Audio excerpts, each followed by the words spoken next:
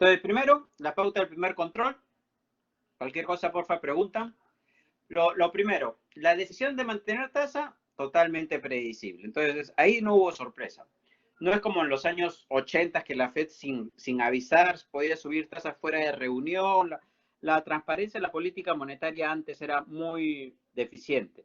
Ahora, obviamente, ya una decisión de subir o bajar tasas normalmente ya la va anticipando la Fed, como ha anticipado que va a mantener la tasa baja por un tiempo prolongado. Entonces, conclusión, mantener la tasa en el rango actual era algo razonable, no era nada sorprendente. Por eso que no les pregunté nada sobre eso.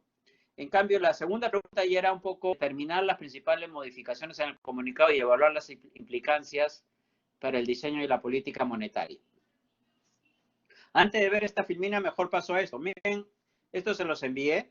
Siempre acuérdense que hay alguien que hace la chamba por ustedes. O sea, acá hay The Wall Street Journal, apenas sale el comunicado, hace un control de cambios para comparar el comunicado actual con el comunicado previo. Y entonces lo que vemos ahí es que lo primero, acá no hay mucho cambio. Donde hay un poco de cambios acá, donde es básicamente, si ustedes miran lo que están cambiando, es lo que ya había anunciado Powell el 27 de agosto que tuvimos en clase, que está diciendo que la tasa de interés, perdón, la tasa de inflación puede estar por encima de 2% temporalmente, siempre que no afecte las expectativas de inflación, ¿no? Eso lo hemos visto en el día del 27 de agosto cuando habló Powell ante el Congreso. No, perdón, en Jackson Hole. Entonces, no, el comunicado lo único que hace interesante es lo siguiente. Primero, no hubo grandes sorpresas. Ratifica la posición dovish, ¿no es cierto? Luego, ratifica lo señalado en la conferencia del 27 de agosto, donde una meta de inflación por 2%, al ser promedio de un periodo, permite tener la inflación por encima durante un periodo si es que antes estuvo por debajo, para no subirla rápidamente apenas esté cerca del 2%. 3, ojo que el comunicado señala que siempre que no se afecten las expectativas de inflación. Si la inflación está en 1,5, pero la gente, hay formas de medir las expectativas de inflación, por ejemplo, hay unos bonos indexados versus unos bonos no indexados a la inflación, el diferencial es una expectativa de inflación, hay encuestas de expectativas, hay indicadores anticipados que pueden evaluar si es que la inflación va al alza, o la expectativa de los agentes es que la inflación suba. Si la expectativa de inflación, lo que sí hay que tener cuidado es que ya se van formando expectativas de inflación a pesar de que la inflación no esté en 2. Ahí sí un banco central debe actuar para anclar nuevamente las expectativas. 4, el punto 4 es importante, hubo 2 votos en contra. Y uno de los votos, como ustedes bien mencionaron, fue a favor de la inflación subyacente, de seguir la inflación subyacente. Ahorita lo vamos a comentar. Pregunta, a ver, ¿quién quiere ganarse medio punto? Eso es el incentivo para participar.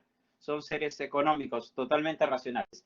¿Qué indicador de inflación ve la Fed?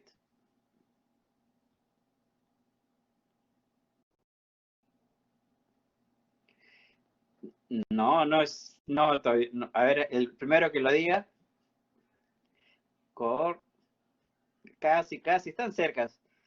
Pero no. Y acá es importante porque es un indicador que no teníamos nosotros, por ejemplo. Ahorita les voy a explicar. Y dado que el comunicado... otra cosa que es bien difícil separar es, dado que ahorita les comento, Larisa, Sebastián, Adel, su pregunta, caramba, por el medio punto sí. Adel, sí, Adel, acertó Adel, el PCE. Ahora, te pregunto, si quieres el medio punto, me tienes que decir qué es el PCE. A ver, no, mentira, está bien. Con eso ya tienes tu medio punto. Ahorita le voy a comentar qué es el PCE, pero si sabe alguien, me lo puede decir, Adel o cualquiera. ¿Qué indicador utiliza la FED? El PCE. Pero miren el punto 6 antes de seguir con la inflación. El comunicado sale a la vez que las proyecciones. Entonces es bien difícil saber cuál es el impacto del impacto del comunicado porque sale junto con las proyecciones. Entonces es difícil separar ambos efectos. Adel, no te voy a quitar el medio punto porque no es exactamente eso el PCE. Lo que pasa es que quien dice que hay que ubicarse en el PCE, perdón, en la subyacente y no en la total, lo que está criticando es a la Fed que cuando hizo un alza de tasas fue porque la inflación total estaba subiendo y no la subyacente. La subyacente, acá hay dos conceptos que tienen que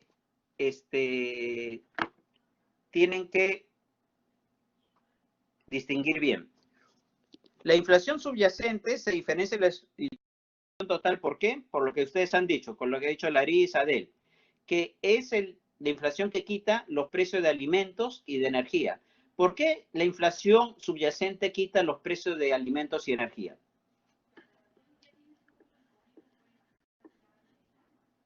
Por volatilidad, así es, Larissa, y porque son choques de oferta. Por ejemplo, un huaico va a hacer subir los precios de los alimentos, pero la política monetaria no debe actuar en función de un alza en los precios de los alimentos por un huaico, porque eso no refleja pues un choque de demanda, no refleja que haya mucha plata en la economía. Igual con la energía, que un choque petrolero no va, salvo que se afecten las expectativas de inflación, por un choque en el precio del petróleo, uno no debe actuar porque no está reflejando pues lo que le preocupa al Banco Central, que la inflación esté subiendo por expectativas de mayor demanda, porque los mercados están ajustados. Pero ahora, volviendo a la pregunta de qué es el PCE, o sea, hay un PCE y hay un IPC. Todos tienen su PCE total y su PCE core o subyacente. La diferencia entre el PCE, que es el Personal Consumption Expenditure, o sea, el gasto del consumo personal de las familias, se diferencia del IPC por un motivo bien importante. El PCE es la canasta de consumo de una persona.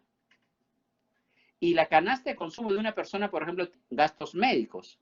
Y los gastos médicos tú no los pagas, los paga tu empleador, por ejemplo. Entonces, la canasta del PCE incluye todo lo que tú consumes independientemente de quién pague. Por lo tanto, en el PCE, por ejemplo, hay más peso del gasto médico, porque aunque tú no lo pagas, te lo paga el empleador. Mientras que en el IPC es la canasta de consumo que tú estás pagando.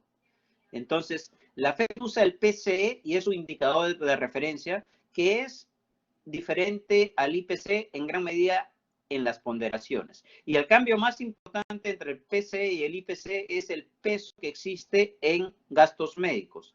En el PCE, el gasto médico es mucho mayor porque yo consumo una cita médica, pero me la paga mi seguro. Ese gasto está incluido en mi PCE, aunque no esté incluido en el IPC. En el IPC, el gasto de salud cuesta menos normalmente, al menos en un empleado pendiente, que en el PCE.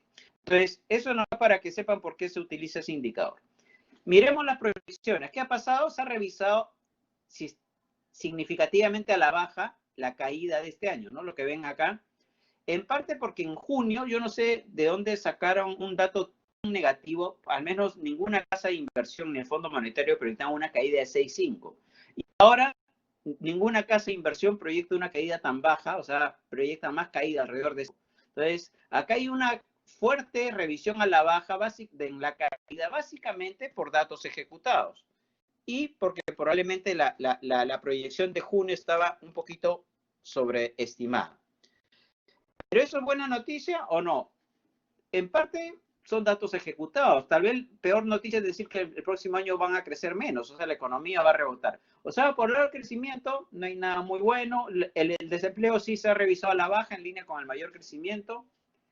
Y lo que es más importante para el mercado es esto, que la tasa de interés se va a mantener baja a pesar de que estoy dando un poco más de inflación. Miren que proyectando más inflación, para todo el rango, estoy proyectando la misma tasa. ¿Eso que refleja? Una posición más dovish de la Fed, porque las proyecciones están siendo consistentes con el cambio en la política monetaria, porque proyectan más inflación, pero mantienen el perfil de tasas, y es el primer año en el que publican el perfil de tasas 2023, las proyecciones de 2023. Eso también era importante. Entonces, conclusión, las proyecciones macroeconómicas también validan la expectativa, los lineamientos generales de una nueva política monetaria porque tiene tasa de interés flat hasta el 2023, a pesar de una mayor expectativa de inflación. Esta es la previsión de tasa de la Fed. Estos puntitos son los miembros del directorio que han votado del Comité de Operaciones Monetarias, que han votado por la tasa. Por ejemplo, en el 2020 todos prevén que a diciembre esté en el rango actual, 21 también, 22 también. Algunos en el 23 ya empiezan a pensar que va a haber un alza de tasa, por ejemplo, 4 de los miembros, ¿no? Y ya en el largo plazo la tasa debe ser alrededor de 2,5. Esa es la tasa como de equilibrio. Entonces lo que va a haber es, siguiendo la analogía de siempre, harta sangría, por lo menos hasta el 2023, porque va a estar casi 2 puntos por encima, por debajo de la tasa de equilibrio. Entonces, mientras esté por debajo de la tasa de equilibrio, eso acuérdense, Jimena, acuérdate que la tasa de interés puede estar subiendo, pero si está por debajo de equilibrio, la política monetaria sigue siendo expansiva. ¿Me explico? Entonces, miren, hay 2 puntos digamos, si queremos medirlo en puntos porcentuales, hay casi 2 puntos de diferencia entre la tasa que va a aplicar la Fed durante todo este periodo, la tasa neutral o de equilibrio. Donde viene lo más importante, creo yo, o sea, hasta ahora, ¿qué pasa? El mercado está siendo dovish. ¿Por qué? Porque la Fed va a mantener tasas bajas, tolera más inflación, reitera todo lo que ya había dicho. O sea, es dovish, pero no es tampoco muy sorpresivo. Donde yo creo que hubo algo más de sorpresa fue en la conferencia de prensa. Y un poco, si ustedes hubiesen googleado, creo que esto les hubiera ayudado a dar ciertas pistas. No digo que sea necesariamente lo único o es un punto de vista, pero yo creo que algo de cierto tiene. Voy a ponerles este video. Lo más importante a veces no pasa en la conferencia porque Powell tiene todo el control de lo que va a leer. Muchas veces lo que pasa es en las preguntas. Y eso lo vamos a ver hoy día también cuando Bernanke tiene una declaración en el 2013 hace una declaración que no estaba prevista por el mercado y sorprende a los agentes. Entonces, a massive tug of war, and it's all happening in the liquidity sphere. It's not happening in the fundamental sphere, it's happening in the liquidity sphere. And I think what happened basically is the Fed first surprised on the positive side, then some misstatements at the press conference shook a little bit the impact of the Fed, and now we're seeing this tug of war going on between people more willing to question this market, to test the valuations because we have no Fed meeting for almost 2 months, versus the buy on dip mentality. And that tug of war, we got to look very carefully, because if we lose the liquidity support, the fundamental support is way below where valuations are right now. What was the Fed misstep, though, Mohammed? I mean, the liquidity support's very much there, right? So there's no doubt that in terms of what they had in the statement, it was much more dovish, with the interest rate pushed all the way back to 2023. And the markets went up. When we got to the press conference, the tone of Chair Powell, the way he dealt with fiscal issues, and then as Steve said yesterday on your show, he stumbled. He stumbled when it came to answering the question about financial stability. He stumbled when he came to answer the question between the difference between guidance on the interest rate and guidance on the QE, one very specific, the other one very general. He stumbled when asked, well, how can you get to the inflation rate if you yourself don't believe you're going to get there? And he stumbled on the Main Street lending program. And I think his those stumbles is what impacted markets the most. Really? I mean, I don't know. I think, Mohammed, those are all really hard questions to answer right now. And you know those forecasts going out several years to predict an inflation number for those forecasts is pretty much impossible, and they're constantly revising it. I think the message was pretty clear, and that is we've got a new framework and we're going to be on hold for a very long time, and a little bit higher prints on inflation aren't going to scare us. I'm not sure that there was any actual missteps or messages that didn't get heard. So you and I think that way, but step back a little bit on that. people say, well, wait a minute, if he's willing to be specific on interest rate, why is he not willing to be too specific on QE? Because QE is really important when rates are zero for a long time. It is QE that's going to move the market. Issue number one. Issue number two, when asked about what about financial stability, the answer was very backward looking. So that raises concern, will financial stability be a problem to this policy paradigm? And finally, there's the question of how long can you disconnect the financial system from the real economy? If you're not that confident about the real economy, can you really continue pushing asset prices higher? So I think it is a really complex time. The answer to all this is it's not about the Fed. It's about lawmakers in Washington. It's about fiscal policy and it's about structural reforms. Ya. Entonces, mire, en la clase de hoy, como vemos acá, vamos a ver también cómo Bernanke influyó en los mercados.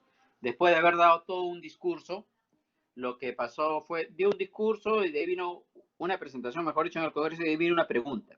Lo mismo ha pasado con Powell, ¿no? Le han preguntado y en el camino, según este analista, pero lo que dice este analista ayuda un poco a entender la reacción del mercado. O sea, no es que haya una sola opinión, pero lo que dice este analista del CNBC juega con la evolución que vamos a ver en el mercado. Y ahorita la vamos a ver.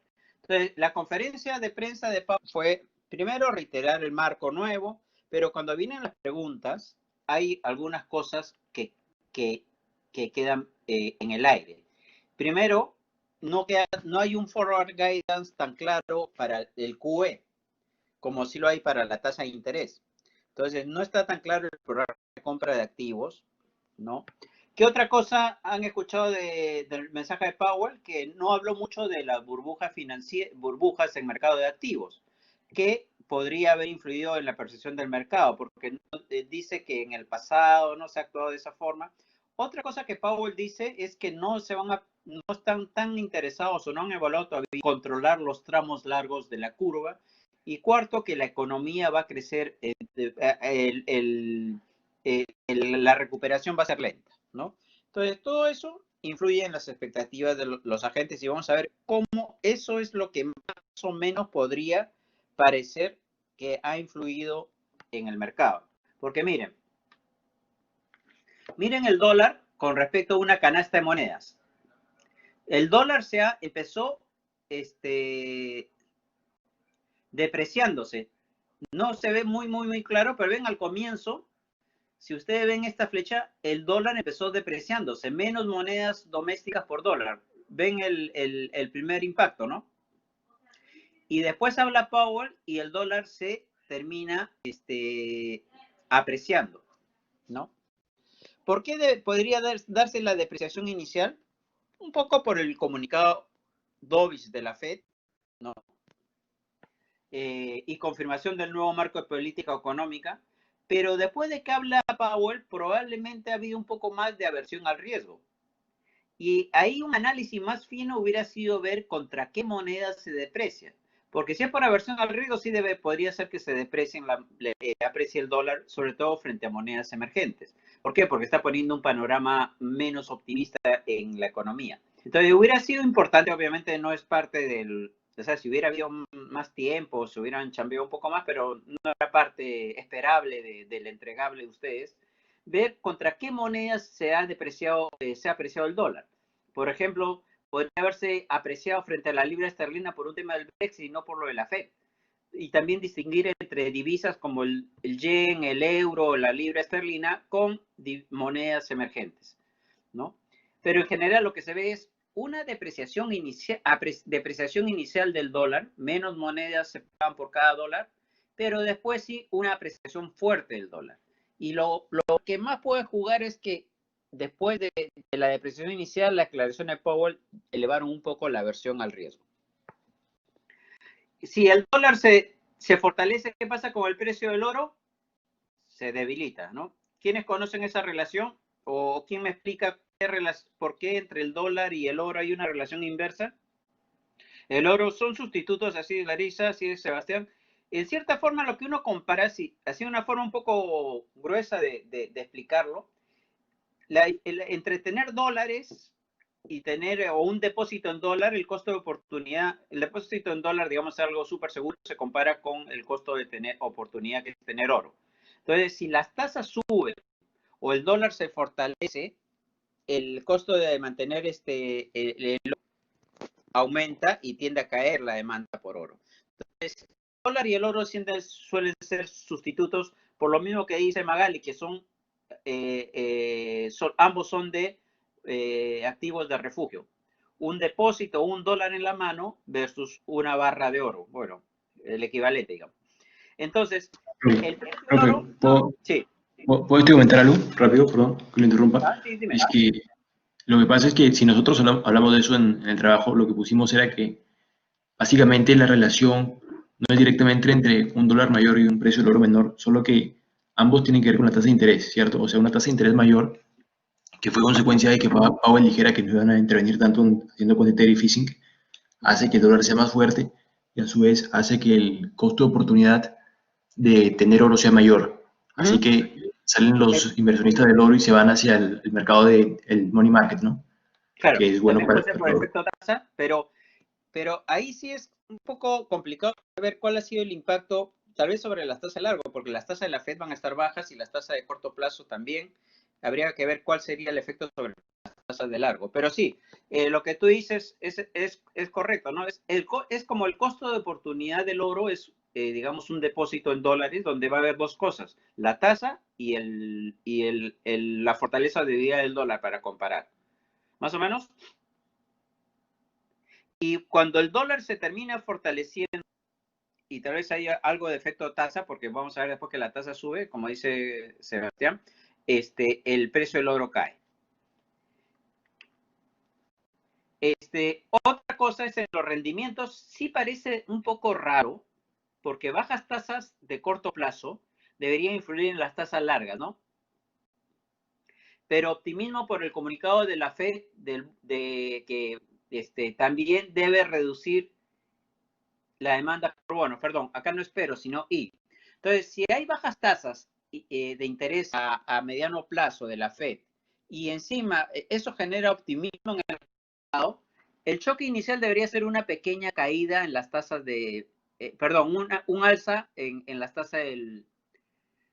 Me explico mejor. Las bajas tasas de corto plazo es una noticia que debe afectar a la baja el rendimiento de los bonos porque la tasa de corto tiene que influir en la de largo.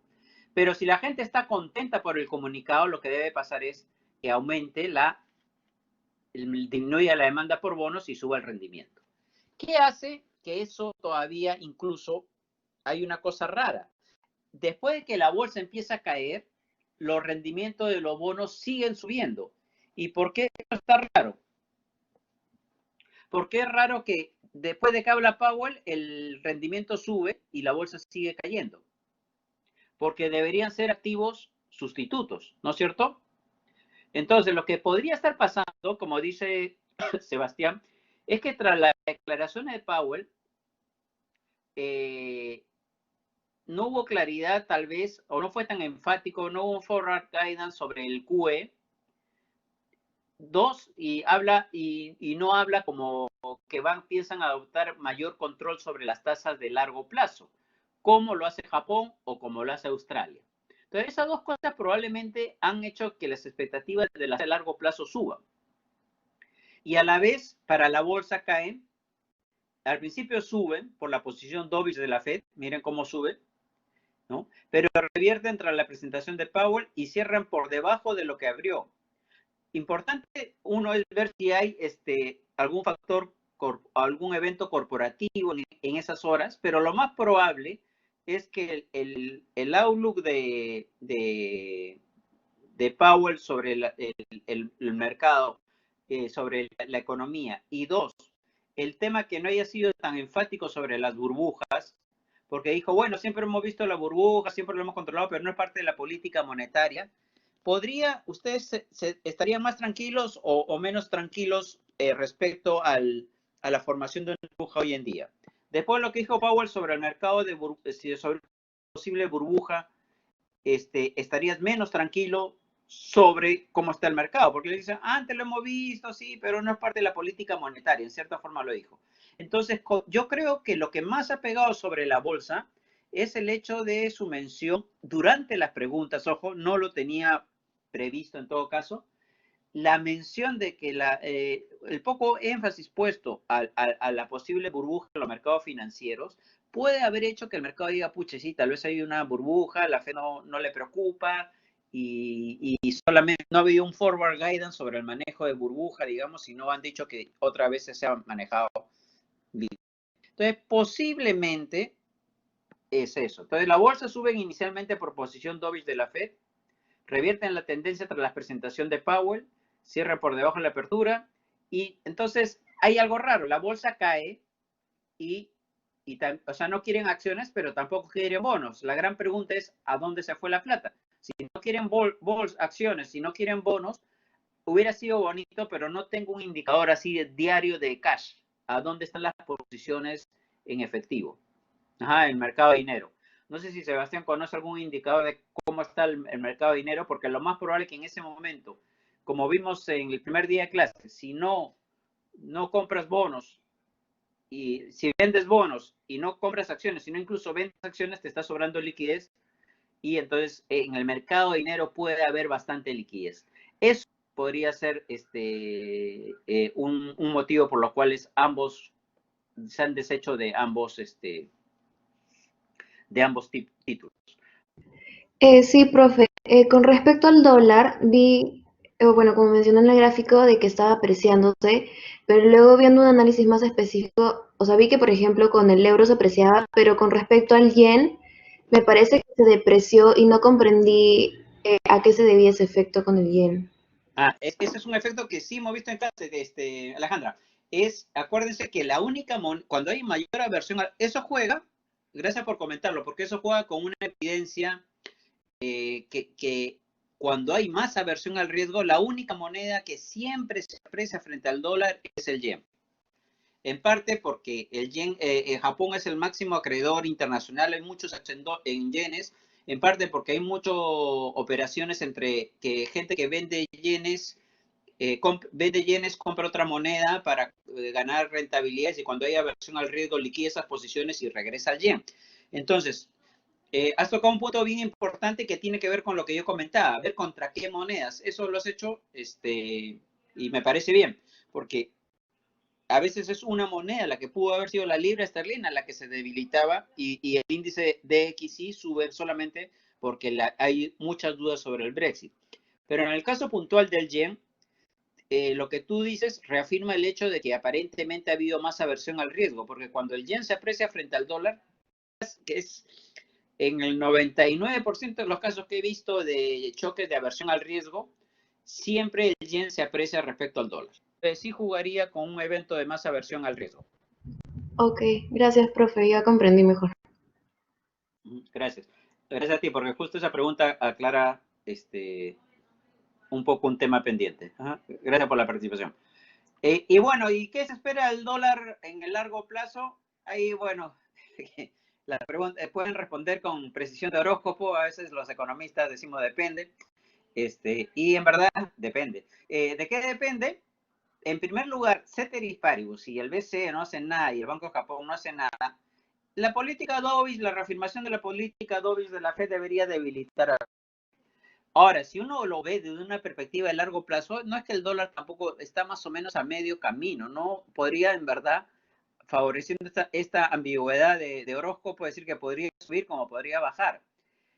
Lo que yo creo que ahorita lo que va a depender es básicamente qué va a hacer el BCE, donde el rebrote de la eurozona saben que las cuarentenas están, el COVID está rebrotando fuertemente en Francia, en Italia, en España, puede haber otras cuarentenas y en ese contexto el BCE va a poder probablemente hacer más política monetaria expansiva. El Banco de Japón, el Banco de Inglaterra posiblemente con lo del Brexit, que la confianza del consumidor está cayendo, la confianza del inversionista está cayendo, también podría ser políticas monetarias expansivas. Entonces, al final va a ser quién y más liquidez en el mercado para saber qué va a pasar con el dólar. Entonces, más o menos son pautas de solución. Les envié a todos comentarios a sus trabajos, si alguien no lo ha recibido, pero mi caligrafía no es muy bonita, que digamos, entonces espero que que puedan entender lo que les comenté, pero acá está el solucionario completo. Cuando hay señales mixtas respecto a la política monetaria. ¿Perdón? ¿Me escucha? ¿Sí me escucha? Sí, te escucho. Ya, decía, cuando hay señales mixtas, digamos, hay política monetaria expansiva, pero también hay política fiscal expansiva. Uno te sube la tasa y otro te la baja. Ahí depende mucho de la credibilidad de la política fiscal, ¿no? Para determinar cómo se va a mover la moneda. Por ejemplo, si Estados Claro. Unidos dice, si la FED te monetiza el déficit fiscal de Estados Unidos, eso tiene más seguridad que te lo monetice que, pues, Turquía. Ahora, ojo, ahí hay dos buenos, un punto interesante y un punto a corregir. Está muy oportuna tu intervención, porque la política monetaria, como bien dice Powell, que no me chanten toda la responsabilidad, hay dos instrumentos. La política monetaria lo que puede es moderar los ciclos, pero no me van a, ya a estas tasas que yo tengo y este tamaño del balance no puede ser demasiado. Lo que está ahorita detenido es un paquete fiscal en el Congreso. Y es cierto, o sea, el paquete fiscal es la otra arma que tiene un país para enfrentar la crisis, ¿no? Incluso está pidiendo Powell ayuda directa a la gente afectada. Eso ya no es parte de la política monetaria, salvo que lo que falta para que la política no convencional, ya sea recontra no convencional, es que distribuyan plata desde el helicóptero para sustituir al fisco, ¿no? O crédito directo por el lado del fisco, como dice Adel, ¿no? Subvenciones, bonos, apoyos a los créditos que están pendientes. Eso todavía, se ha hecho varios paquetes fiscales en Estados Unidos, pero todavía falta. Eso es una cosa. Y lo otro, sí, una precisión, Sebastián. El déficit en Estados Unidos básicamente es emisión de bonos, ¿no? No es plata que, no es como Perú en los 80s o América Latina en los 80 que los bancos centrales imprimían plata para darle al fisco. Entonces, el gobierno emite bonos, pero sí es cierto que si tú emites bonos, subes el precio, bajas el precio del bono y de la tasa, y probablemente la política fiscal ahí va a entrar en conflicto un poco con la política monetaria, porque te va a perjudicar un poco la presión al alza en las tasas. Si yo quiero bajar tasas para que la gente gaste más, pero el fisco inyecta más bonos y la gente, al haber mayor oferta de bonos, cae el precio del bono y sube el rendimiento, ahí puede haber un potencial conflicto entre ambas políticas. ¿Cómo lo manejas? Una cosa posible es que el banco también apoye la demanda por bonos para compensar esa mayor oferta del gobierno y mantenga las tasas a largo plazo cortas, como está haciendo Japón.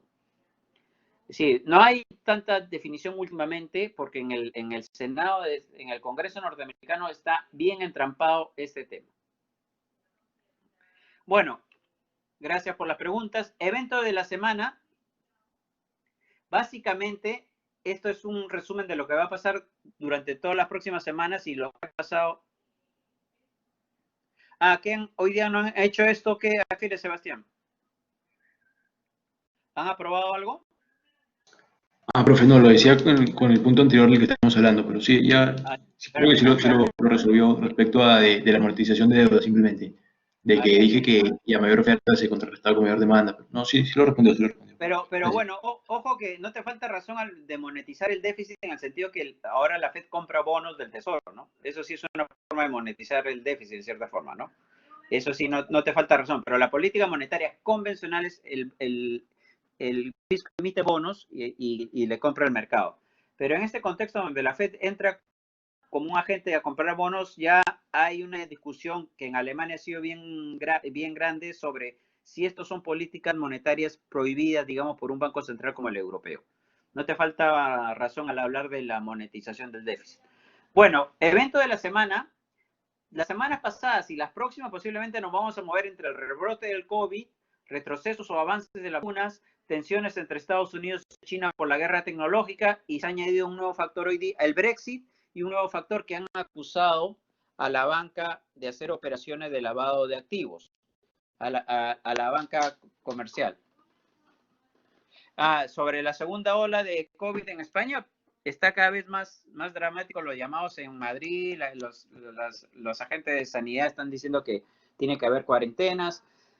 En Francia también está, en India sigue creciendo, Argentina tuvo el máximo caso el viernes. O sea, el tema del rebrote se hizo bien grande para ahorita para Europa, y también se está hablando de rebrotes en Nueva York, por ejemplo. Entonces, ese es un riesgo que va a estar subiendo y bajando. Y si salen retrocesos en la vacuna, como ha pasado con AstraZeneca, eso va a afectar la expectativa de los mercados.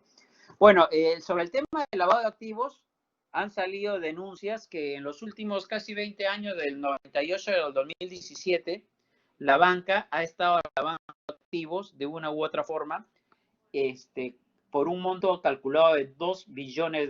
2 billones nuestros, es decir, 2 millones de millones. Y eso ha hecho que caigan las acciones de los bancos. Hay varios documentales de Netflix, uno que se llama Dinero Sucio, donde hablan también de estas operaciones de los bancos. En las mismas documentales Inside Jobs también hablan sobre multas a los bancos por prácticas no apropiadas. Entonces, ahí es importante que ese es un efecto que puede afectar directamente a la rentabilidad de los bancos, afectar las acciones de los bancos y obviamente genera incertidumbre en los mercados. Otra cosa importante hoy día en general, les he enviado hoy día, el Banco de Turquía ha subido la tasa de interés inesperadamente, de 8,25 a 10,25. ¿Por qué podría el Banco de Turquía, que está en una recesión, subir su tasa de interés yendo contracorriente de muchos bancos centrales y teniéndole un nivel relativamente alto? Está en 10,25. Claro que le ha bajado de 14 a 8,25, pero 8,25 es alto para otros países. Una de las preocupaciones por las cuales, sí, justo te me adelantaste, Sebastián, yo iba a decir, una es inflación, la inflación puede estar al alza, pero también cuando un país no tiene dólares y necesita demasiado y ve que los capitales están saliendo, un banco central no puede bajar la tasa de interés. ¿Por qué? Porque si baja la tasa de interés, ¿qué va a pasar? Los capitales van ¿cómo se llama? A salir del país. Entonces, muchas veces la presión sobre las cuentas externas, si la gente quiere sacar dólares del país, como en Argentina y en Turquía, ¿qué va a pasar? El Banco Central va a decir, no te voy a vender dólares, pero lo que te voy a hacer es subir mi tasa para compensarte y te quedes en mi moneda. Te voy a dar más retorno por quedarte en mi moneda para que no te vayas al dólar.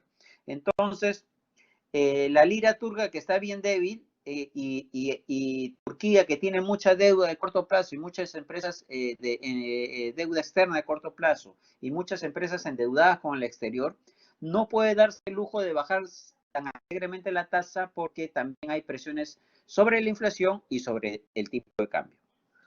No es que el tipo de cambio sea un objetivo, pero sí compromete, si se van los capitales, se deprecia la moneda y sube la inflación, y también puede comprometer la sostenibilidad del sistema financiero. Entonces, miren cómo Turquía sube tasa. Entonces, estas cosas las vamos a volver a tratar, pero les voy tocando conforme van saliendo las noticias. Pero ponte, Brasil mantiene tasa. Miren cómo la ha bajado Brasil, ha bajado la tasa durante un periodo sostenido, pero ya parece que está en mínimos históricos. Nunca antes hace 10 años no se hubiera pensado que Brasil podía tener una tasa de 2%, pero la tiene. A pesar de que la política fiscal da cierta incertidumbre en Brasil. Y bueno, y el otro caso que hoy día, México creo que ha bajado tasa, pero ya no tuve tiempo de ponerlo. Y hoy día también Suiza ha mantenido tasa. ¿Alguien llegó a leer lo que dice Suiza? ¿Del Banco Central Suizo? Con un par de nos ya no pregunto. ¿Alguien leyó o no? No se preocupe, no es obligatorio leer todo lo que les envió. Ajá, Adel sí lo ha leído. Mantener el franco, o sea, mantener el franco en el sentido que no quiero que se aprecie el franco. Miren, el dilema que tiene Turquía es que le faltan dólares. Y el dilema que tiene Suiza, le sobran dólares, le sobran capitales. ¿Por qué? Porque el franco suizo es una moneda de refugio. Y en esta coyuntura, miren cómo el franco suizo se está apreciando, a pesar de que el Banco de Suiza tiene una tasa negativa de 0,75, tasa de interés de política negativa. Entonces, y la moneda apreciándose. Si yo quisiera que la moneda no se aprecie, si yo quisiera que la moneda no se aprecie, ¿qué debería hacer? Bajar tasa, pero ya la tengo negativa. Y si bajo tasa, incluso podría bajar tasa porque tengo la inflación, miren, la inflación negativa, ¿no? Pero ya la tasa la tengo en niveles negativos de menos 0.75. Tengo una moneda apreciándose. Entonces, si yo quisiera que se deprecie, debería bajar la tasa, pero ya la tengo muy baja. Y si bajo tasa, no puedo bajar tasa y por tanto, me explico, o sea, no bajo tasa porque ya la tengo en nivel negativo. Y si yo hubiera bajado tasa, hubiera podido ayudar a frenar la entrada de capitales, porque al revés de lo que pasa en Turquía, si los capitales entran y quieren francos suizos, yo le voy a ofrecer menos plata, menos tasa por los francos suizos.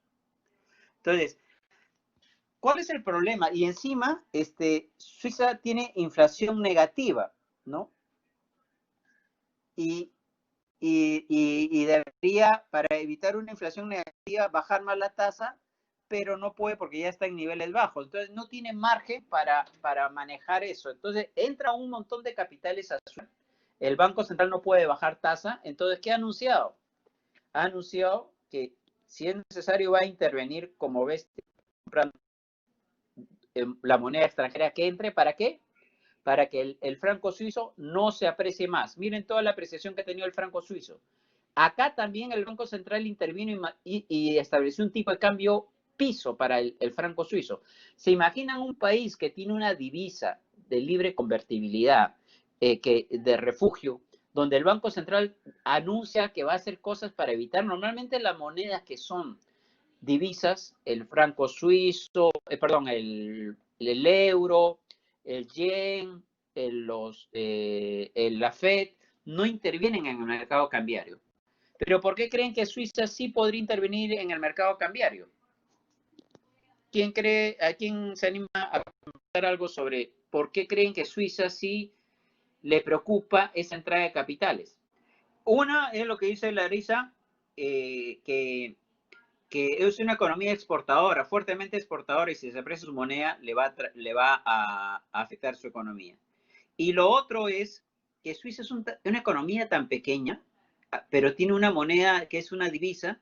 ¿Se imaginan para una economía tan pequeña como Suiza recibir un montón de capitales de refugio?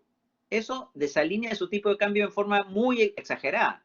No es lo mismo que entren capitales a Estados Unidos, que es una economía grande y los puede absorber, que entren capitales a una economía tan pequeña como Suiza, a pesar de que es una economía que tiene una divisa. O sea, ser una economía pequeña y tener una divisa debe ser una cosa bastante estresante porque entran capitales demasiado.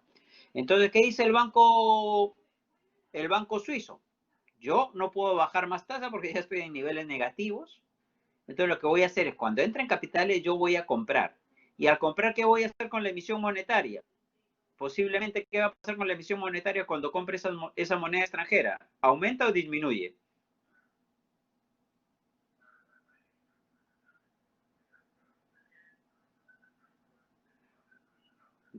A ver, amigos, espérense. Ana María, aumenta. ¿Por qué? Porque estoy comprando dólares y inyectando francos. Para que el franco no se suba de valor, yo como Banco Central inyecto más francos en la economía, porque el bien escaso, cuando entran muchos dólares, el bien abundante es el dólar y el bien escaso es el franco. Entonces yo como Banco Central inyecto francos y demando dólares para equilibrar el mercado. ¿Y por qué podría hacer un poco de política monetaria expansiva de esa forma? Porque miren cómo está la inflación. La inflación está en niveles negativos. Entonces, más o menos eso perfila una situación de Suiza. Va a poder inyectar liquidez en un contexto en que su inflación está negativa y en un contexto en que no puede bajar más la tasa para frenar, desincentivar a los capitales a entrar. Miren qué diferente es el dilema de Suiza versus el dilema de Turquía, ¿no? Totalmente diferentes. Uno porque tiene desequilibrios externos graves y no es una moneda de curso de divisa, y el otro al revés, le están sobrando divisas. Si pudieran ponderar entre Suiza y Turquía, mejor. Digamos, a uno le sobran dólares o euros y a Turquía le faltan esas monedas.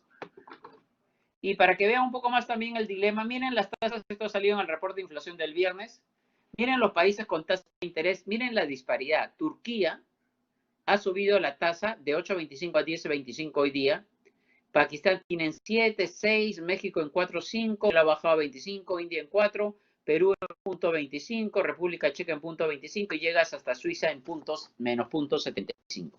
Hay toda la gama de tasas, pero obviamente hoy en día las tasas están mucho más bajas que hace unos 5 o 10 años. Entonces, con esto terminamos la parte de coyuntura. Vamos a pasar, creo que no es el punto 5, sino el punto 4, me equivoqué, creo. Y ojo que, un segundo, que creo que me estoy equivocando de, a ver.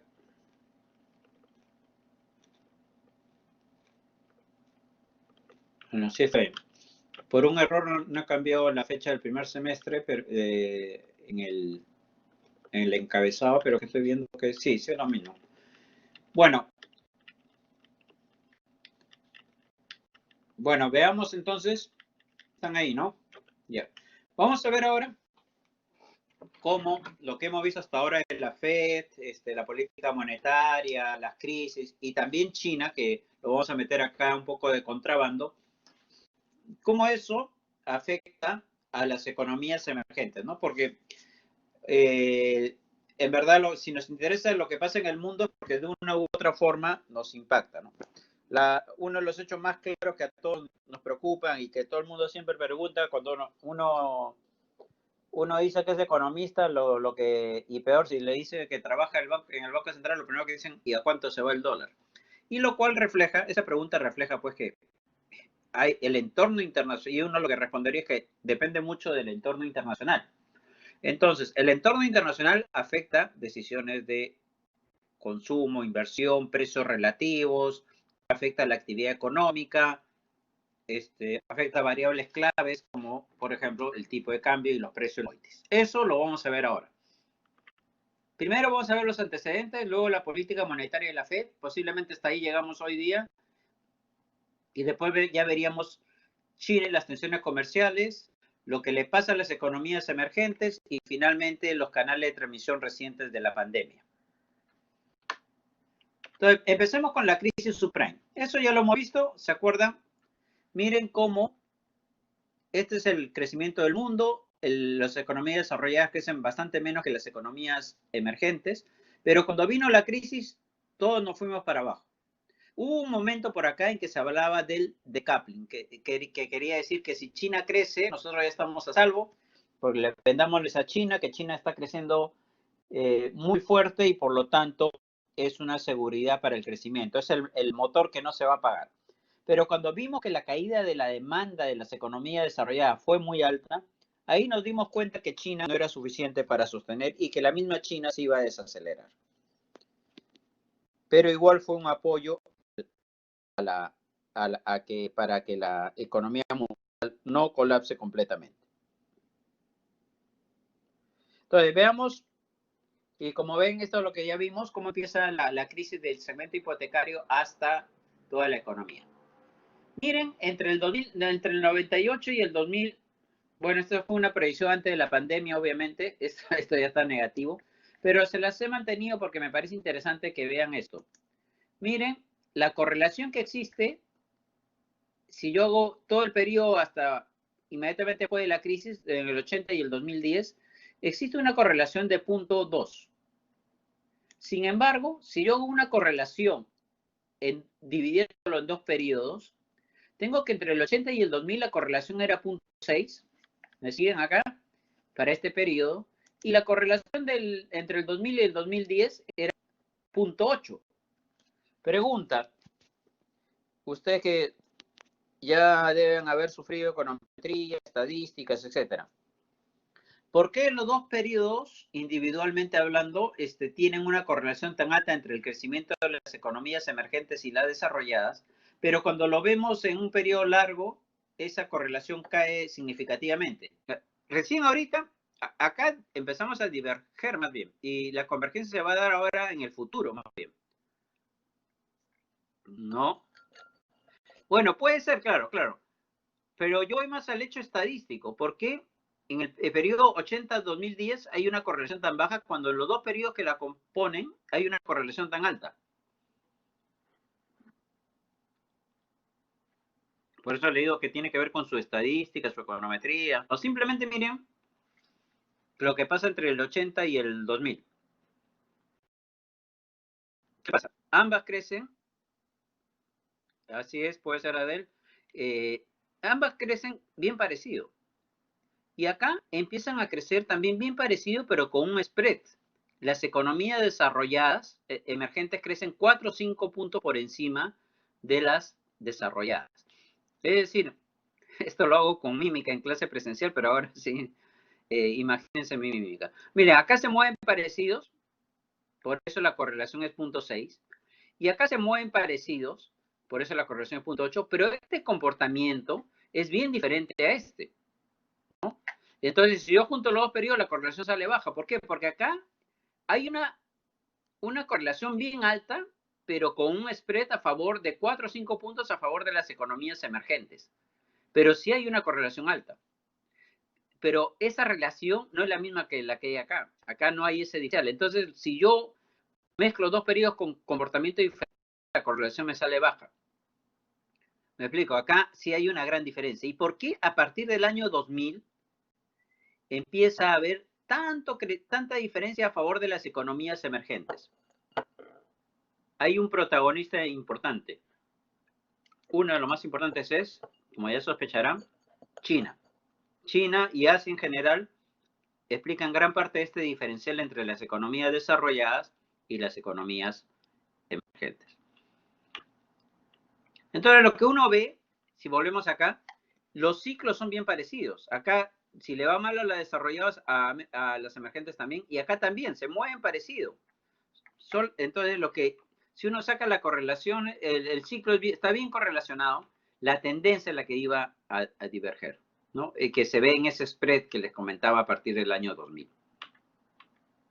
Ahora, si yo veo la diferencia entre lo que crece una economía emergente en promedio, o todas las emergentes en conjunto, mejor dicho, y las desarrolladas, vemos que es un diferencial bien alto. Pero ese diferencial básicamente viene por Asia. Miren, la diferencia entre lo que crece Asia antes y durante la crisis subprime es casi 10 puntos más que lo que crece las economías desarrolladas. En América Latina la diferencia es modesta, pero ha sido positiva durante el año 2003, 4, 5, 6, 7, hasta en el año 2008.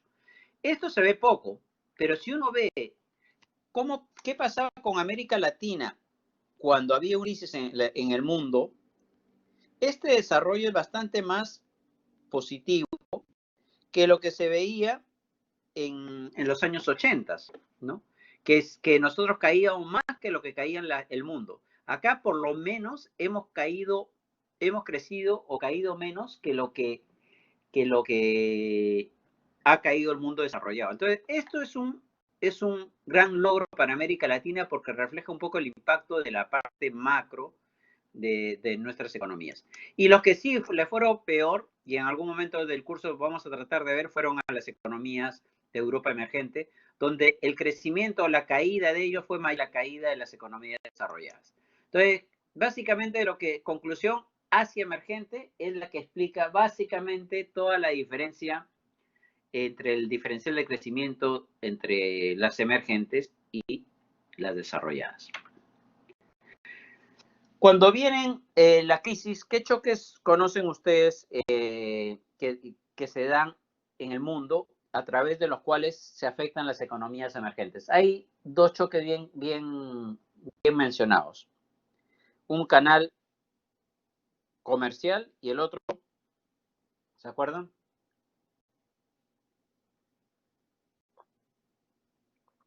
Canal financiero, así es. El canal comercial o el de venta corriente o el de las exportaciones y el otro es el canal financiero.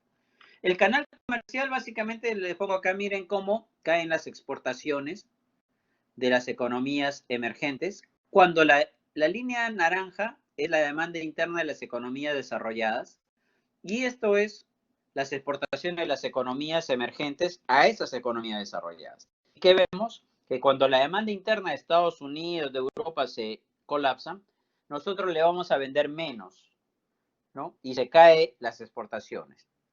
Y las exportaciones tienen dos componentes, volumen y precio. Para Perú, ¿qué componente es más sensible por lo general en nuestras exportaciones? ¿El componente volumen o el componente precio? O sea, si viene una crisis en el mundo, ¿qué se nos cae más? ¿El volumen de nuestras exportaciones o el precio de nuestras exportaciones? Soy le dice precio, Magali dice el volumen, van empates, Adel dice precio, efectivamente, es más precio que volumen. ¿Por qué? Porque nosotros, por ejemplo, ¿qué exportamos? Cobre, oro. Y el cobre y el oro, salvo que el precio esté demasiado bajo, nosotros tenemos costos tan bajos que seguimos exportando el cobre, aun cuando el precio esté bajo. Entonces, nuestro choque más es precios que volumen. Y eso es importante porque los canales de transmisión sobre las economías es diferente si el choque viene porque estás exportando menos volúmenes a que si por los mismos volúmenes te dan menos plata.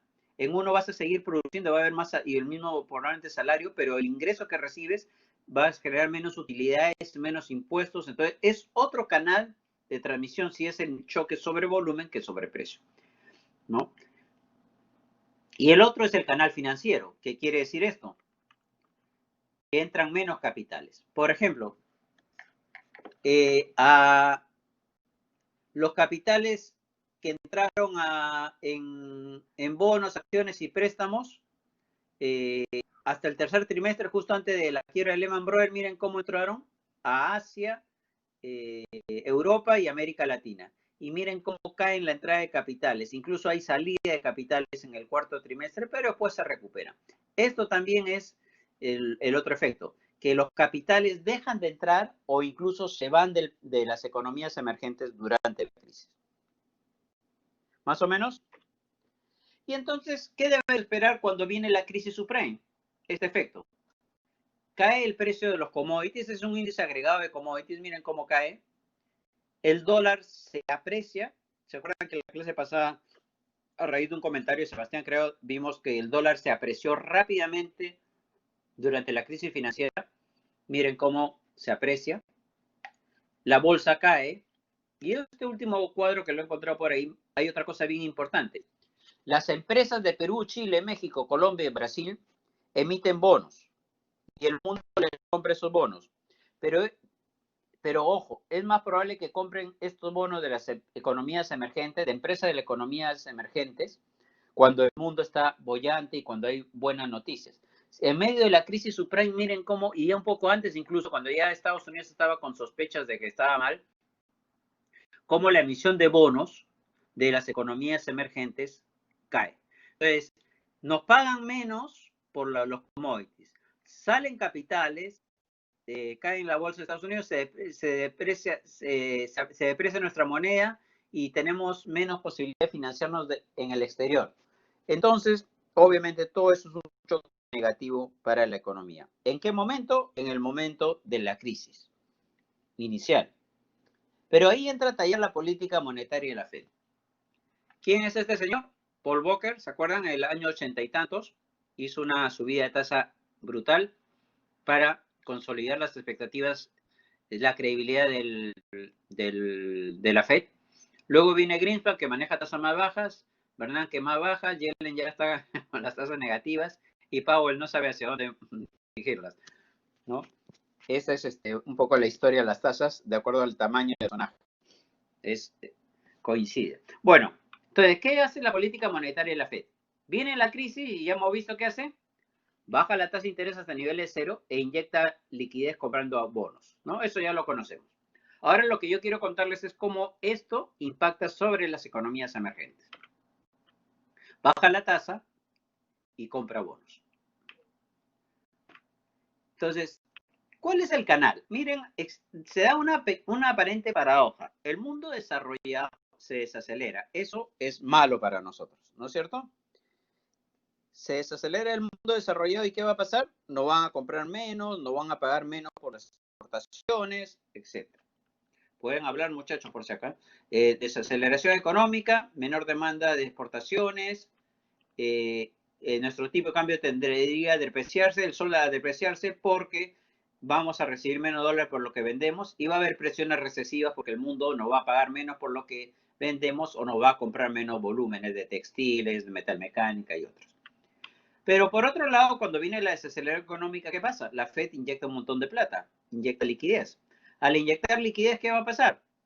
Va a haber una demanda por commodities no comercial, entrada de capitales y va a haber depreciación del dólar y todo eso va a hacer que entren capitales y hayan presión de demanda sobre la economía. Es decir, la respuesta de la política monetaria termina compensando este efecto. Y lo vamos a ver con un poco más de detalle solamente por una vez, porque después ya quiero volver a trabajar con este diagrama para no estar repitiéndolo el diagrama más completo. Esto es como un esquema. ¿Cuál es el esquema más completo? Miren, se desacelera Estados Unidos, menos demanda por commodities, presiones depreciatorias, presiones, menor actividad por menores exportaciones, recesión, ¿no es cierto? Eso es lo que, cómo nos impacta a nosotros. Sin embargo, se inyecta liquidez. ¿Qué va a pasar con el dólar? Se deprecia. Cuando se deprecia el dólar, ahorita vamos a ver por qué el precio de los commodities cae y hay mayor demanda por commodities.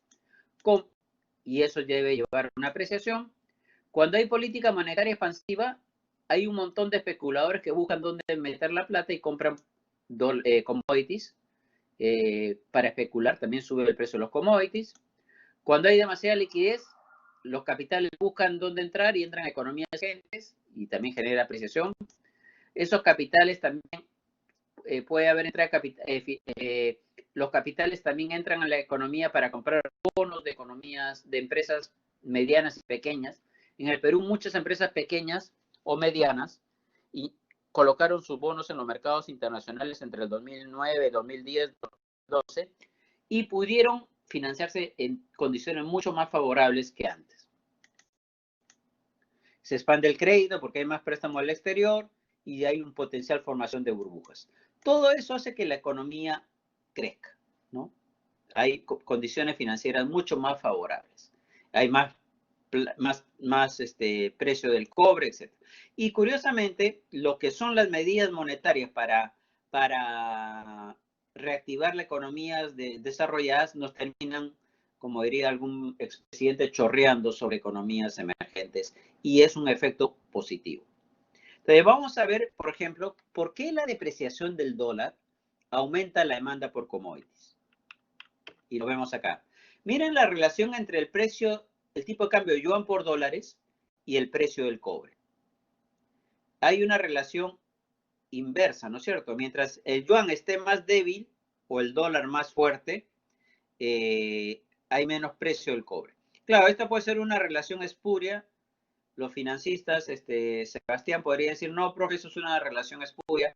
Pero si lo trabajamos en términos de retornos, la relación entre el dólar con la canasta de monedas o del yuan respecto al dólar frente a las variaciones del precio del cobre tiene una correlación bien alta, como de las más altas entre los activos financieros. ¿Por qué creen que cuando el precio del dólar cae, cuando el yuan se aprecia, el precio del cobre va a subir? Lo tenemos a la derecha. ¿Qué pasa si el tipo de cambio cae? Menos yuanes por dólar te va a hacer que el precio en yuanes del cobre que tú importas se abarate, ¿no es cierto? Imaginémonos que quiero importarme un iPhone y el tipo de cambio baja de 3.5 a 2. Obviamente que el iPhone me va a costar más barato, porque el precio viene dado afuera en dólares, fijo. ¿Me explico? ¿Van bien, muchachos? Un par de porfa para saber que están ahí. Ninguno. Ya, 4 sí, ya. Gracias. Entonces, ¿qué pasa cuando el chino ve que el precio del cobre está más barato en su moneda? Va a comprar más. Va a aumentar la demanda por cobre porque el precio en yuanes ha subido. Si aumenta la demanda china por cobre y la oferta no responde en el corto plazo, lo que va a tener que pasar es que sube el precio del cobre en dólares para compensar esa mayor demanda china y equilibrar otra vez este mercado. Entonces, esa es una de las relaciones principales por las cuales la depreciación del dólar hace elevar los precios en dólares de los commodities, porque ojo, los precios de los commodities se fijan en dólares. La forma de equilibrar un exceso de demanda de los chinos es subiéndole el precio en dólares. Y eso nos favorece a nosotros. ¿Más o menos? Y entonces esto nos da pie a entrar a un tema que también es bien importante. Nosotros normalmente decimos, hay un canal comercial y un canal financiero. El canal comercial depende de China, el canal financiero depende de la Fed. Pero hay una relación entre ambos, porque, por ejemplo, si hay política monetaria expansiva de la Fed y se deprecia el dólar, va a haber depreciación del dólar, hace subir los precios de los commodities, aumenta la demanda especulativa por commodities, pero también entran capitales a las economías emergentes. Entonces, normalmente lo que se ve para una economía como la peruana que exporta commodities es que cuando hay mucha liquidez en el mundo, tenemos dos cosas a la vez. Nos entran capitales y suben el precio y suben el precio de los commodities. Es decir, tenemos más dólares por lo que vendemos y encima hay más dólares en la economía de inversionistas extranjeros. ¿Eso es bueno o es malo?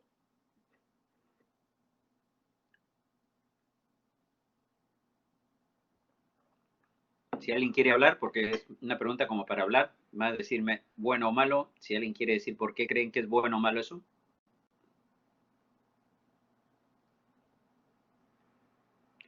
A ver, así.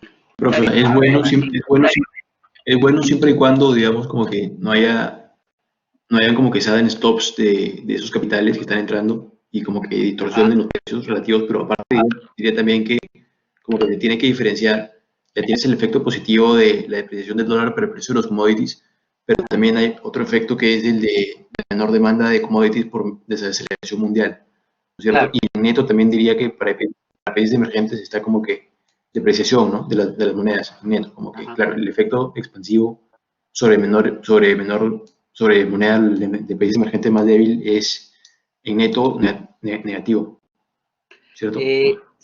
Ahí me perdí un poco al final, pero el comienzo me pareció que está enfocado en lo que al menos yo quería que respondiera. Gracias, Sebastián, ¿no? Primero miren cómo hay una relación entre entrada de capitales y precio de los commodities. Y lo que dice Sebastián dice que, claro, es bueno, salvo que hayan sudden stops, que todo esto se pare. Y yo diría que no es tan bueno que te entren tantos dólares cuando el mundo está bien, porque cuando el mundo está mal, ¿qué va a pasar? Se van a salir los capitales, el dólar se va a apreciar y se te van a ir todos los dólares que están en el periodo bonanza, esa tendencia se te va a revertir totalmente. Entonces, claro, es bueno estar abiertos y que si vienen esos choques hay que saberlos manejar porque en la bonanza van a entrar tantos dólares que si tú dejas que entren esos dólares y no haces ninguna política prudencial de compra de dólares, como dice Verónica, pero va a haber tantas divisas, Verónica, que el tipo de cambio podría bajar hasta 2, por ejemplo. Y eso ya desalinea. Y cuando se vayan los capitales va a subir a 4, por exagerar. ¿Por qué? Porque cuando vaya a haber crisis en el mundo, dos cosas, se aprecia el dólar y cae el precio de los commodities y los capitales salen. Entonces, claro, es buena noticia, pero aparentemente, porque es como Suiza, ¿no? Suiza le entran tantos dólares que ya no sabe qué hacer. Acá nosotros empieza a haber muchos dólares por el lado comercial y por el lado financiero, que el dólar se va a apreciar demasiado, nuestras exportaciones van a perder competitividad y de un momento a otro se van esos capitales y se dispara el dólar. Entonces, hay que saber hacer un manejo macro para que en los periodos de bonanza saberlo manejar y saber evitar excesivas presiones aleatorias del tipo de cambio muy por encima de sus fundamentos.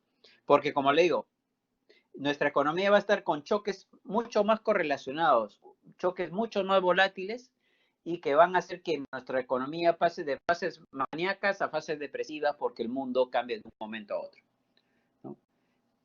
Efectivamente. Entonces, es complicado este manejo porque va a haber un exceso de entrada de capitales, bonanza y después falta todo lo contrario. Entonces, miren, cuando viene este impacto, el de acá, perdón, miren lo que pasa. Rápidamente después de la desaceleración, miren, el precio de los commodities se dispara y termina por encima del nivel máximo precrisis. El dólar se deprecia y se estabiliza. la bolsa sube y acá hay un efecto bien importante. Como habiendo tanto plata en el mundo, la gente quiere comprar bonos de nuestros países. Quitémosle la línea roja para que vean bien quiénes son. México, Brasil y Argentina por ahí también debe estar. Entonces, el mundo ve un título de una empresa peruana, colombiana, chilena, argentina, brasilera y lo compra porque está buscando retornos. Entonces, ahora, acá hay un tema importante. Las empresas que han emitido un bono por acá han recibido, tienen que pagarlo hoy en día, más o menos, 10 años. Imagínense que son 10 años. Argentina acá tenía, o sea, emite un bono en dólares, recibe esos dólares, y si los necesita para financiar actividades en pesos, en el 2011 debe haber recibido unos 3, 4 pesos por cada dólar que emitió. Hoy en día, para pagar ese bono va a necesitar 70 pesos por dólar. Ahí puede haber un pequeño problema, me imagino. Entonces, se emitió un montón de bonos porque el mundo quería comprarlo. Y esto es interesante porque un banco central, ¿qué controla? ¿Puede controlar esto, sí o no?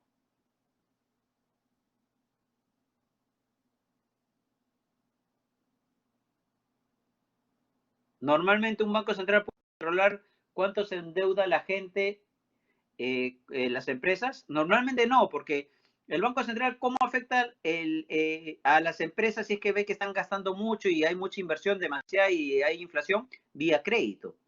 Entonces, las empresas van a decir, el Banco Central me controla el crédito, pero yo puedo sacarle la vuelta a esa política monetaria restrictiva emitiendo un bono afuera porque me lo van a comprar.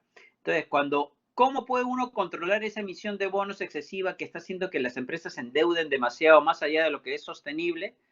Normalmente, eso ya más corresponde, hasta donde entiendo, a los ministerios de Economía o de Hacienda, ponen controles de capitales, ¿no? ¿Por qué? Porque si no, el Banco Central quiere frenar la expansión de la demanda vía alza del crédito, pero la gente se está endeudando con dólares afuera por los bonos. Entonces, Colombia, por ejemplo, Brasil, por ejemplo, pusieron control a la entrada de capitales, a la emisión de bonos. Si tú emitías un bono, te clavaban un impuesto bien alto para desincentivarte, porque si no, no había control sobre el gasto. Más o menos, ya no falta mucho. Bueno, estamos temprano todavía, no hemos tenido break el jueves.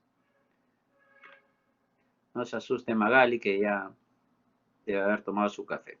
Entonces, ¿qué tenemos? Tenemos una expansión, una abundante liquidez que nos favorece. Segundo, tenemos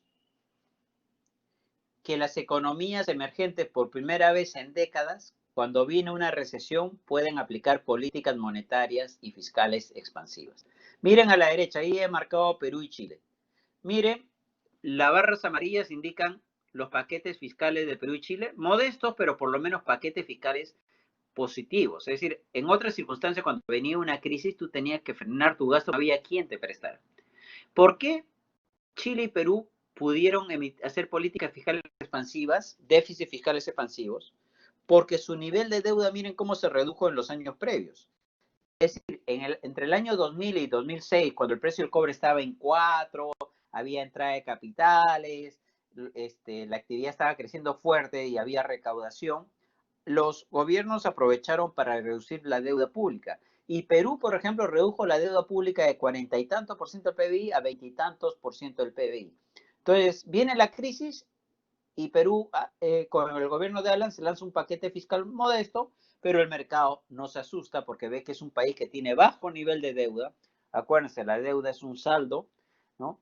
Y le permiten financiarse en el exterior emitiendo bonos, ¿no? Buscando alguna fuente de financiamiento. Entonces, el gobierno puede darse el lujo de hacer políticas expansivas.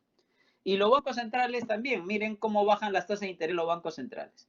Entonces, ¿qué tenemos? Tenemos políticas monetarias expansivas en el mundo desarrollado que nos favorecen porque hace subir los precios de los commodities, entrar capitales.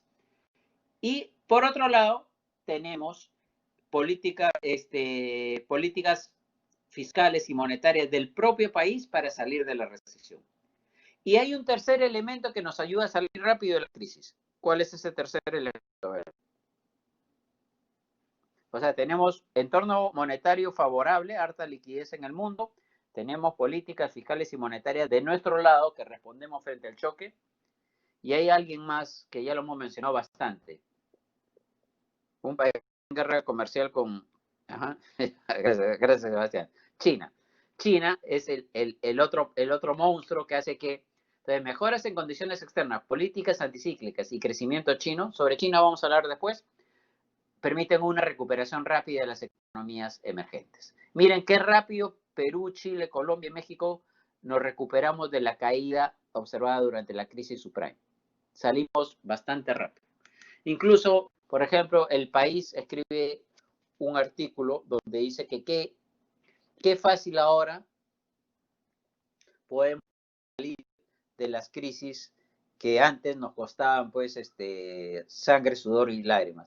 En el año 82, por ejemplo, cuando Volcker sube la tasa de interés altísima, viene una crisis de deuda en México y Perú tuvo una caída del PBI de 13%. O sea, parecía esta pandemia que es un mega shock solamente por la crisis internacional del 82 y por, bueno, un fenómeno en el niño bien fuerte, el PBI cayó casi igual que lo que va a caer durante esta pandemia. Entonces teníamos peores fundamentos. Entonces, todo iba bonito por acá, ¿no? Commodities, el cobre en $4, más de $4 la libra. Capitales entrando a financiar, por ejemplo, a los bancos prestaban para vivienda, las empresas financiándose muy barato con bonos en el exterior, el mundo estaba, todos estaban contentos, pero había cierta preocupación de los bancos centrales que decían hasta dónde va el tipo de cambio, ¿no? Bernanke se presenta el 22 de mayo del 2013, pero en abril, si mal no recuerdo, los presidentes de los bancos centrales del Mercosur hablaban sobre cómo enfrentar la apreciación de las monedas. Recuerdo que por esa época PPK, que en esa época era un analista, comentaba de temas económicos, decía que el sol podía bajar hasta menos de 2,5 soles por dólar. Entonces había tanta entrada de capitales que también desalinea los precios relativos, desalinea el tipo de cambio. Y llegó el 22 de mayo del 2013, y por eso les contaba lo de Powell. A Bernanke le pasó algo parecido de lo que le pasó a Powell, y vamos a verlo en un ratito. O sea, Bernanke se presenta al Congreso, da un discurso, y en el momento de las preguntas le hacen una pregunta que no sé si debió asustar tanto al mercado. Lo vamos a ver, voy a compartirles el video.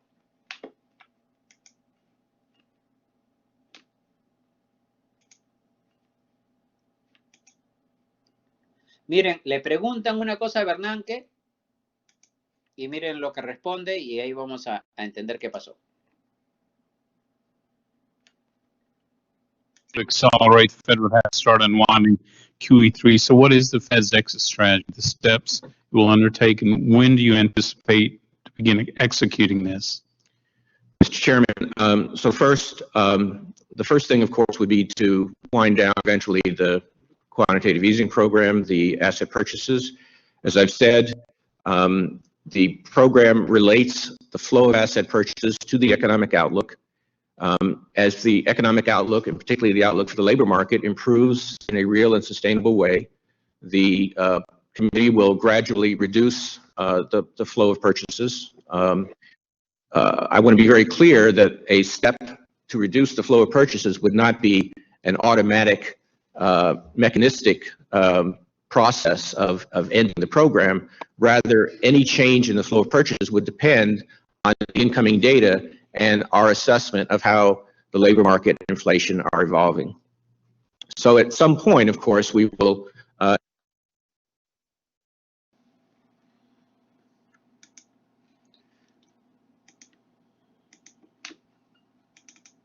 Bueno, suficiente con eso para entender lo que pasó. A ver, ¿quién me puede comentar qué estaba diciendo ahí Bernanke? ¿Cuál fue el anuncio que hizo Bernanke ahí?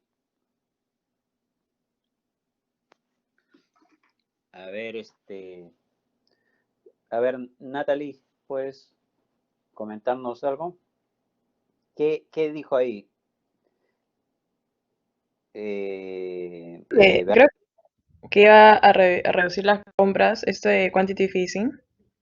Exactamente. Pero mira que la pregunta fue ¿hasta cuándo vas a comprar? Y Bernanke lo dijo en un tono con muchos condicionales. Es un programa de compra que en caso que el empleo mejore, yo voy a empezar a comprar menos, pero no es una regla mecánica. O sea, puso bastantes condicionantes a eso, ¿no?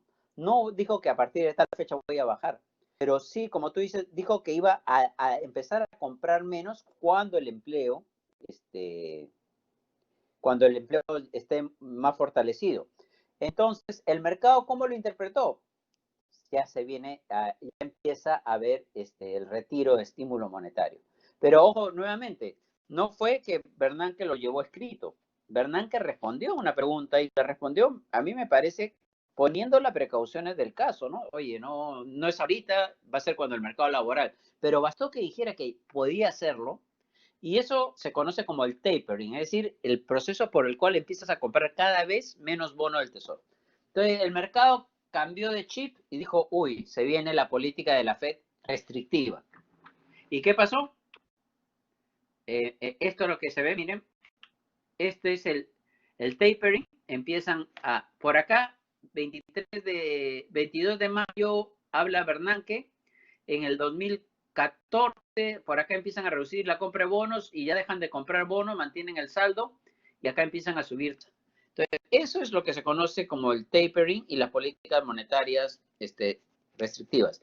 Pero Bernanke y la reducción de compras empezó recién en enero o diciembre del 2014. Entonces, en diciembre de 2013 o enero de 2014. Entonces, bastó que Bernanke anunciara, pero yo no creo que fue un anuncio intencional, porque si no lo hubiera puesto en su statement cuando habló frente al Congreso. Fue en una pregunta para que los mercados se asustaran, ¿no? ¿Y qué pasó?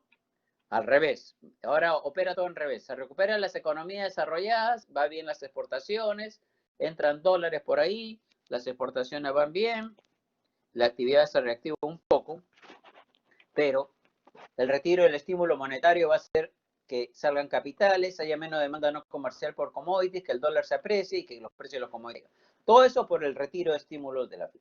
Por eso que a algún momento por esta época, Bruno Seminario, me acuerdo que dijo algo así, va a ser bien gracioso que cuando el mundo desarrollado empiece a crecer, el precio del cobre caiga, porque puede ser que este canal de transmisión sea más importante que este canal real, ¿no? Entonces, ¿les va quedando claro, muchachos?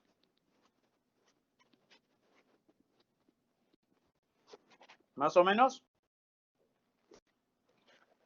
Ya. Yeah. Entonces, miren qué pasa. Nuevamente, ahora los precios de los commodities caen, el dólar se aprecia, la bolsa se estabiliza y los flujos y las emisiones se van cayendo, las emisiones de bonos corporativos de empresas privadas. Como ven, así va el vaivén. Por eso que es importante ver hacia dónde apunta la Fed y todo lo demás. Pero, ¿qué ha pasado últimamente? El mundo se empezó a desacelerar a partir del 2018. La guerra comercial hizo su efecto. La política, el estímulo fiscal de Trump se fue desvaneciendo y nuevamente se empieza a bajar tasa y después se empieza a comprar activos.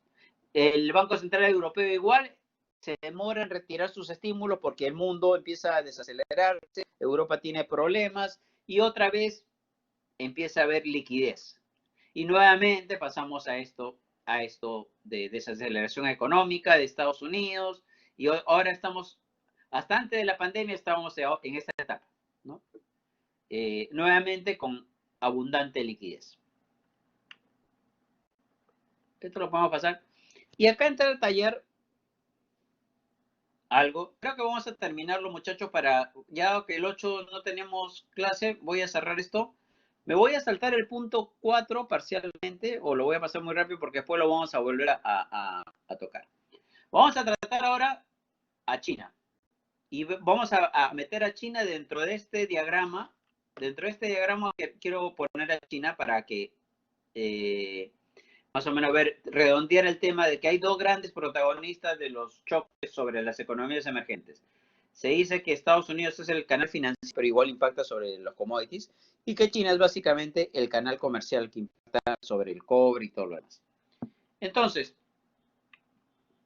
China demanda commodities. ¿Cuánto del cobre mundial consume China?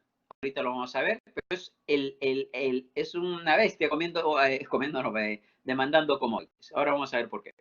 Miren, China entra en este diagrama aumentando la demanda por commodities. No demanda no comercial, demanda física para infraestructura, etc. ¿Cuánto pesa China en el mundo?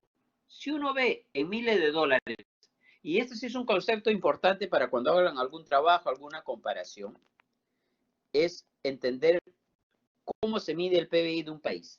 Miren, en dólares corrientes de 2019, miren el peso de China. China pesa como 11 mil millones de dólares, 11 billones de dólares y Estados Unidos 18 billones de dólares. El tercer país es Japón, el cuarto Alemania, el quinto Reino Unido, el sexto Francia y el séptimo India. El tema ahí es si es que estamos midiendo bien el peso de cada economía. Porque no podría ser que una economía china sea segunda en el mundo, sea la que consume 50% del cobre mundial. No habría proporción. Entonces, para medir el verdadero peso de la economía se hace un pequeño truco. Te voy a explicar esto. Con un ejemplo recontra elemental, pero es la mejor forma de explicar esto. Porque igual esto es metodológicamente bien complicado, no lo conozco, pero esta es la idea central. Miren, Estados Unidos y China. Imagínense que Estados Unidos produce un bien como dos unidades del bien 1, 2 unidades del bien 2, los precios de cada uno son 10. El valor de la producción de Estados Unidos es 40.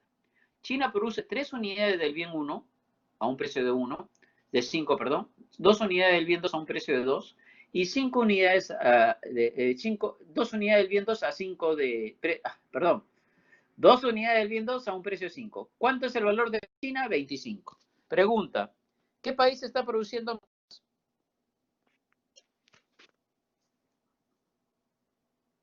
O sea, ¿qué país va a afectar más a la demanda del resto del mundo?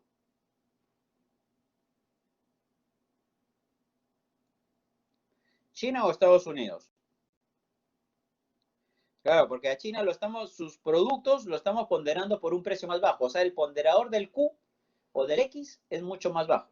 Tenemos que asumir, obviamente, que ambos bienes son iguales. Pero, por ejemplo, un corte de pelo, ¿cuánto les cuesta a ustedes? Sebastián, ¿cuánto te cuesta un corte de pelo previo a la pandemia?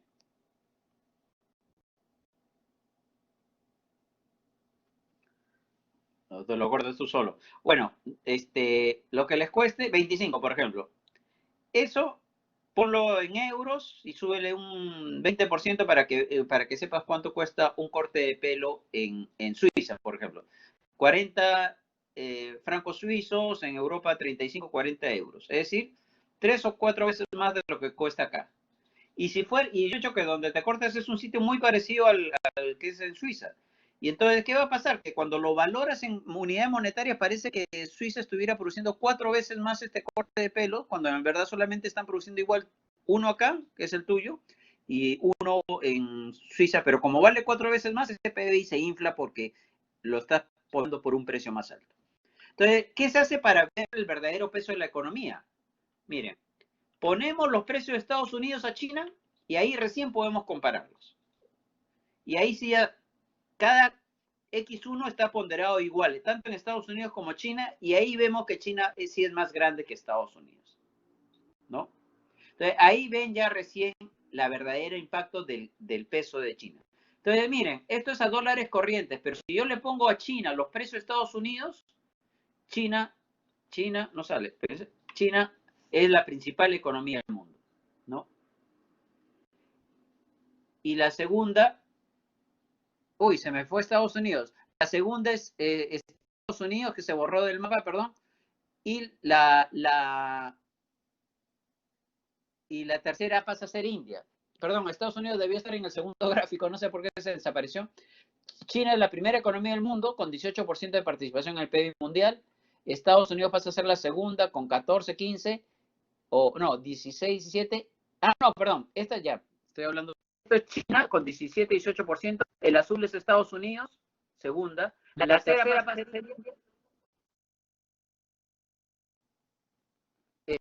Ahora sí, lo que pasa es que faltaba el nombre del país acá. China es primera, la mayor economía del mundo, segundo Estados Unidos, tercero India. Porque ahora con esta corrección de los precios ya vemos el verdadero peso de la economía china. Entonces, sigamos avanzando. Sin embargo, si China pesa 18, 19, 20% del PIB mundial, que es bastante, ahora ya está corregido la distorsión, ¿por qué consume 50% del cobre? Igual todavía no nos ayuda a explicar por qué todavía hay una brecha. Claro, el PBI en valores corrientes da un peso menor. Cuando lo corregimos a valores de precios de Estados Unidos, ya pesa más. Sin embargo, ese mayor peso todavía no nos llega a explicar por qué consume tanto cobre, que es casi el 50% del cobre. ¿Quién puede ayudar a dilucidar esta diferencia de casi 30 puntos?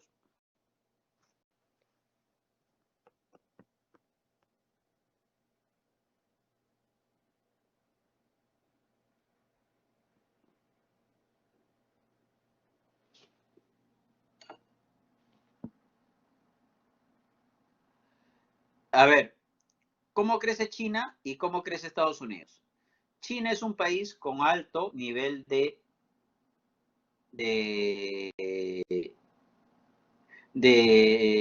población rural. Tiene que desarrollar redes eléctricas para proveer redes eléctricas a un montón de pueblos y ciudades. Tiene que construir infraestructura. Miren, 46% de la demanda china es por redes eléctricas. Por eso es que su patrón de crecimiento hace que, a pesar de que tenga menos peso en la economía mundial, consuma tanto cobre, porque su patrón, 50% de su demanda casi va por las redes eléctricas. Entonces, es bien importante saber cuál es el plan de mediano plazo de las redes eléctricas en China para saber hacia dónde va la demanda de cobre. Y el otro rubro importante es construcción y transporte. Entonces, si hay un boom de construcción y hay un boom de política de seguir haciendo redes de energía eléctrica, el precio del cobre va a aumentar y eso es lo que explica el consumo del cobre tan alto. Por eso, para el precio del cobre, no nos convendría que China deje de crecer a costa de Estados Unidos, porque Estados Unidos no tiene tanta infraestructura, tantas redes que instalar. Si China deja la posta, como ya su mano de obra se está encareciendo e incluso hay ya precios de mano de obra que son parecidos a algunos países de Europa, ¿qué sería lo ideal? Que si China deja la posta de los bienes menos sofisticados, esa posta no la tome Estados Unidos, sino la tome otro país con bajo grado de urbanización, como India, Pakistán, Bangladesh, Vietnam, que está creciendo fuerte. ¿Para qué? Para que esos países también todavía necesitan urbanizarse y puedan seguir demandando lo que nosotros producimos. Y viene la guerra comercial con China. La guerra comercial la voy a pasar rápido, después voy a tal vez hacer una clase completa de la guerra comercial. Pero esto es cierto, la guerra comercial propiamente parece que va a terminar afectando más a Estados Unidos que a China. Y después vamos a ver cómo viene ahora la segunda parte de esta guerra, que es que la guerra tecnológica, que está más complicada todavía.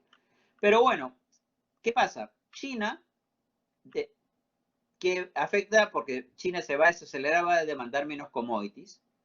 Pero lo más importante de la guerra comercial entre Estados Unidos y China es esto, que genera aversión al riesgo y puede haber mucha liquidez en el mundo, pero si hay una guerra comercial entre China y Estados Unidos, si hay un Brexit que no funciona, si hay un ciclo político enrarecido en Estados Unidos, si la pandemia sigue rebrotando, si, no sé, pues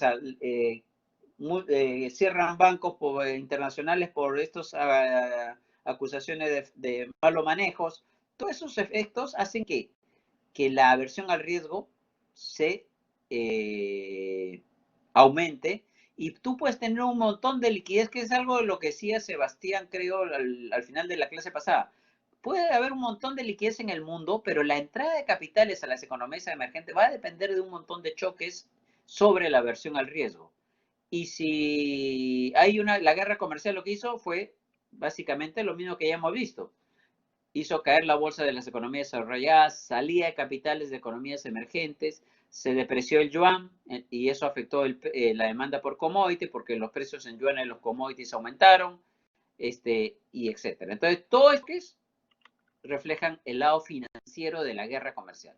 Nuevamente, el canal comercial y el financiero están fuertemente vinculados porque la guerra comercial entre Estados Unidos y China aparentemente es simplemente una guerra comercial, pero ¿qué tiene? Tiene un efecto sobre los mercados enorme y sobre la aversión al riesgo, y así nos termina cayendo a nosotros un buen choque externo. Miren, por ejemplo, estos son episodios, las líneas plomas donde las tensiones comerciales entre China y Estados Unidos aumentaron. ¿Qué pasó ahí? Los capitales a las economías emergentes dejaron de entrar o entraron menos o salieron. Miren, estos salen capitales justo cuando Estados Unidos le pone medidas a China, acá también hubo medidas, acá también hubo medidas, y ven con que un choque aparentemente comercial implica menos entrada de capitales a las economías emergentes. Y de ahí viene la guerra tecnológica, que es otra historia, de ahí tal vez la vamos a tratar después. Esto lo vamos a ver después, la respuesta política durante los choques. Por favor, léanse el artículo de Moneda, les voy a enviar el link en un ratito, pero esto lo vamos a ver después. ¿Y qué pasa con la pandemia? La pandemia, ¿cómo nos pega? Puede parecer un choque externo. ¿Por qué? Porque el mundo se va desacelerando. También hay aumento de la aversión al riesgo. No van a entrar capitales durante la pandemia. Acuérdense que al principio el dólar, los capitales salieron. Pero más importante, no se ve, gracias. Gracias. Un segundo, no sé por qué se salió mi pantalla. Dejó de compartir. Ahora sí, ¿no? Ya. Entonces, veamos nuevamente nuestro diagrama. Ahora sí, ¿no, muchachos? Gracias por avisar. La pandemia desacelera el mundo. El mundo inyecta liquidez y pasa, debería pasar esto. Pero como la pandemia genera una aversión al riesgo muy alta, en un inicio no entran capitales a las economías emergentes. Pero la pandemia no solamente afecta del mundo hacia adentro. Ya no se puede ver así porque lo que pasa con la pandemia es que es un choque doméstico. Acuérdense que esta pandemia está en 200 países del mundo. Entonces, no es el choque del mundo, no es el mundo afectado por la pandemia que nos afecta a nosotros. Es el mundo afectado por la pandemia que nos compra menos, baja el precio de los commodities, te compran menos espárragos porque no hay restaurantes abiertos, etcétera.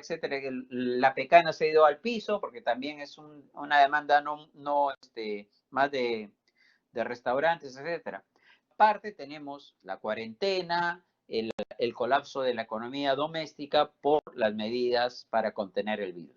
Entonces, este canal de transmisión es mucho más terrible porque tiene su componente doméstico. Claro que este componente doméstico vino de afuera, ¿no? Porque el virus no vino de acá, pero ya te hace hacer un choque primero de oferta en el mercado doméstico bien fuerte y después un choque de demanda, ¿no? Y esos son ahora, digamos, el mayor choque de la pandemia viene a ser el mismo sobre la economía doméstica, el choque interno del brote en el mismo Perú. Esto también nos está afectando, pero esto se mueve porque si se desarrollan la vacuna, van a entrar capitales posiblemente. Si China hace las paces con Estados Unidos, van a entrar capitales. Si el Brexit se resuelve en forma ordenada, también. Si Corea está del norte tranquilita, tampoco va a haber aversión al riesgo, ¿no? Y eso más o menos lo que quería comentarles. Estas cositas las voy a tratar después. Les prometo. Bueno, la guerra tecnológica también está entrando por acá, ¿no? Pero esto lo voy a tratar después que lean ustedes el artículo que ya está en el Blackboard, después les voy a comentar cuál es. Todo esto me comprometo a verlo después porque hay un tema sobre la crisis asiática y la respuesta de América Latina donde encaja mejor esto.